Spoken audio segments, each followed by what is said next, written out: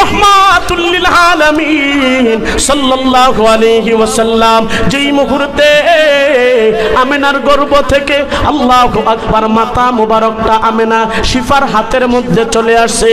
শিফা বলেন নজর করে দেখি ইয়াফিরু মিসকা, নবীজির মাতা মুবারকের আল্লাহু আকবার কারণে আমিনার পুরা ঘর মিশকে আম্বরে ভরপুর হয়ে গেছে। বলেন সুবহানাল্লাহ। আমার ভাইরা রে, শিফা বলেন আল্লাহু আকবার যেই মুহূর্তে আমিনার গর্ভ থেকে আল্লাহু আকবার আমার হাতের মধ্যে নবীজির নাভি মুবারক পর্যন্ত চলে আসে, নজর করে দেখি মাকতু হাসুরা নার কাটা অবস্থায় আল্লাহর হাবিবকে জমিনের মধ্যে প্রেরণ করছে। এ দরবস্তের মুসলমান, ও বাগেরহাটের মুসলমান, বাগের সড়কের মুসলমান, আপনি আমি দুনিয়াতে আগমন করার পর আমাদের দাইমা হাতের মধ্যে প্লেট অথবা ছুরি দিয়ে নারটা কেটে সুতা দিয়ে কেমন করে জানি বান্ধিয়া দিছে। 20-25 দিন আল্লাহু আকবার নাভির মধ্যে নারের মধ্যে সেকা দেওয়ার কারণে নাভি থেকে নারটা কেমন করে আলাদা হয়ে গেছে। কিন্তু নবীজি রহমাতুল লিল আলামিনকে দুনিয়ার কোনো ছুরি দিয়ে নবীজির নার মোবারকটা কাটার দরকার নাই, ব্লেড দিয়ে কাটার দরকার নাই। এ মুসলমান, আওয়াজ করে বলো, নার কাটা অবস্থায় জমিনের মধ্যে নবীজিকে প্রেরণ করছে কে? মুসলমান ভাইরা রে আমার, যেই মুহূর্তে আল্লাহর নবী রহমাতুল লিল আলামিন সাল্লাল্লাহু আলাইহি ওয়াসাল্লামের কোমর মুবারক পর্যন্ত চলে আসে, শিফা বলেন নজর করে দেখি মাকতুনান খতনা করা অবস্থায় আল্লাহর হাবিবকে জমিনের মধ্যে প্রেরণ করছে।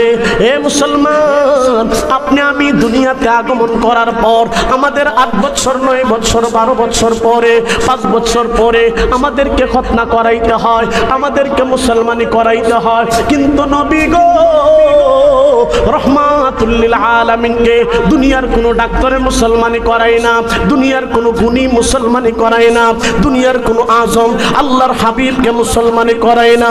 এ বাগের সড়ক এলাকার মুসলমান, জীবনের সর্বোচ্চ আওয়াজ করে বলো, নবীজিকে খতনা করা অবস্থায় জমিনের মধ্যে প্রেরণ করছে কে? জবান খুলে বলেন না কে?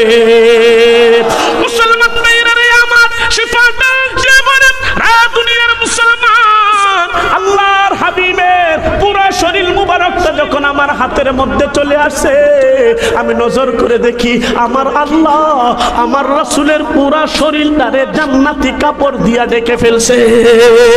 হে মুসলমান, আল্লাহর নবী জমিনের মধ্যে আগমন করার পরে শিফা বলেন আল্লাহর হাবিবকে একটা জায়গার মধ্যে রাখলাম, নজর করে দেখি নবী আর জমিনের মধ্যে নাই। লাফ মেরে দাঁড়ায়া বাইতুল্লাহ শরীফের দিকে তাকায়া সরাসরি সিজদায় লুটায়া পড়ছে।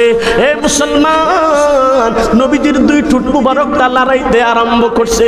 নবীজি রহমাতুল লিল আলামিন বলতে আরম্ভ করছে আলহামদুলিল্লাহি হামদান কাসীরা ওয়া সুবহানাল্লাহি বুকরাতাও ওয়া আসীলা।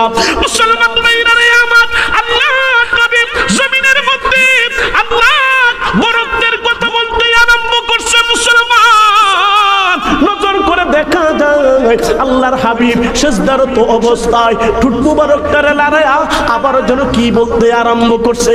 নবীজি ঝর্ণার মতন চোখের পানি ছাড়তে আরম্ভ করছে। শিফা বলেন আল্লাহর পয়গম্বরের কথাটারে শোনার জন্য আমার 2টা কান নবীর 2 ঠোঁট মুবারকের সাথে লাগাইলাম। কি বলে শোনার জন্য যখন লাগাইছি, শিফা বলেন নজর করে শুনি আল্লাহর নবী সিজদারত অবস্থায় আল্লাহুম্মা গফিরলি উম্মতি, আল্লাহুম্মা গফিরলি উম্মতি, আল্লাহুম্মা গফিরলি উম্মতি। নবী কান্দে আর বলতে আরম্ভ করছে আল্লাহ আপনি আমার গুনাহগার উম্মতের গুনাহগুলারে maaf করে আপনার জান্নাতের মালিক বানায়া দিন। বলেন সুবহানাল্লাহ।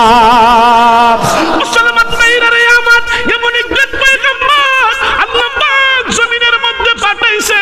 জমিনের মধ্যে আগমন করার পরে আল্লাহু আকবার উম্মতের জন্য কাঁদছে। আল্লাহর হাবিব দুনিয়াতে আসার সাথে সাথে আল্লাহু আকবার মেঘ দ্বারা ভরপুর হয়ে গেছে। হে মুসলমান, আওয়াজ করে বলো গো, এই নবীর বিরুদ্ধে কোনো কুলাঙ্গার, কোনো জানোয়ার, কোনো নাফরমান যদি কথা বলে মুসলমান কোনোদিন মানতে পারে না, ঠিক কিনা?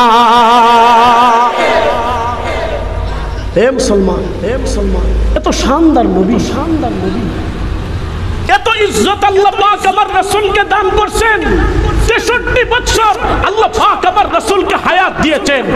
এই 63 বছর জিন্দেগিতে আল্লাহ পাক কোনো একদিন আমার রাসূলকে নাম ধরে ডাক দেয় নাই। সুবহানাল্লাহটা কোনারে, আমার রাসূল রে নাম ধরে ডাক দেয় নাই।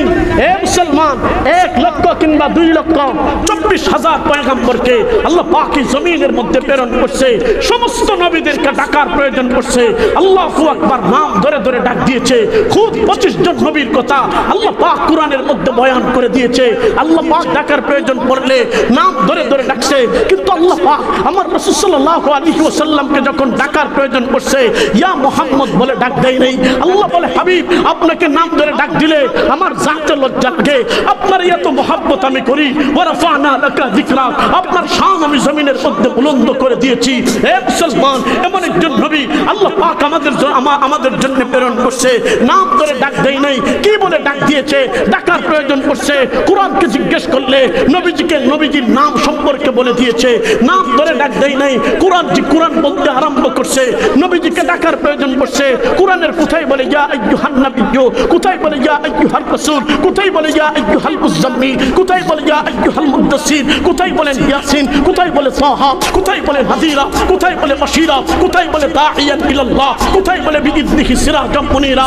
হে মুসলমান, আল্লাহর হাবিবকে আল্লাহ পাক কোনদিন নাম ধরে ডাক দেয় নাই।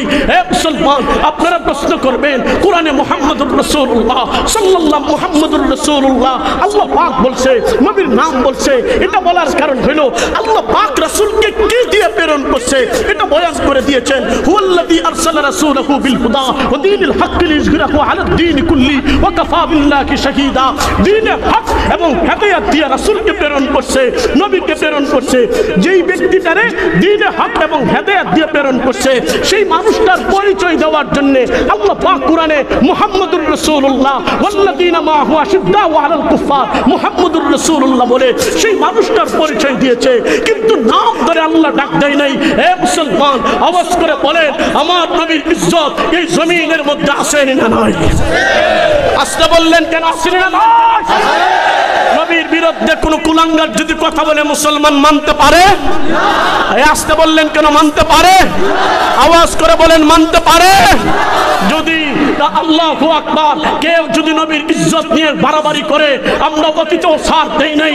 নবীর বিরুদ্ধে কথা বলার কারণে আওয়ামী লীগ নবীর বিরুদ্ধে কথা বলছে, ইমরানের সরকার নবীর বিরুদ্ধে কথা বলছে, শাহবাগীরা ইসলামের বিরুদ্ধে কথা বলছে, উলামায়ে দেওবন্দ, হেফাজতে ইসলাম, আহমদ শফি, জুনাইদ বাবুনগরী সম্রাট করে দেওয়া নবীর ইজ্জত হেফাজতের জন্য রক্ত দিয়েছে, ঠিক কিনা বলো?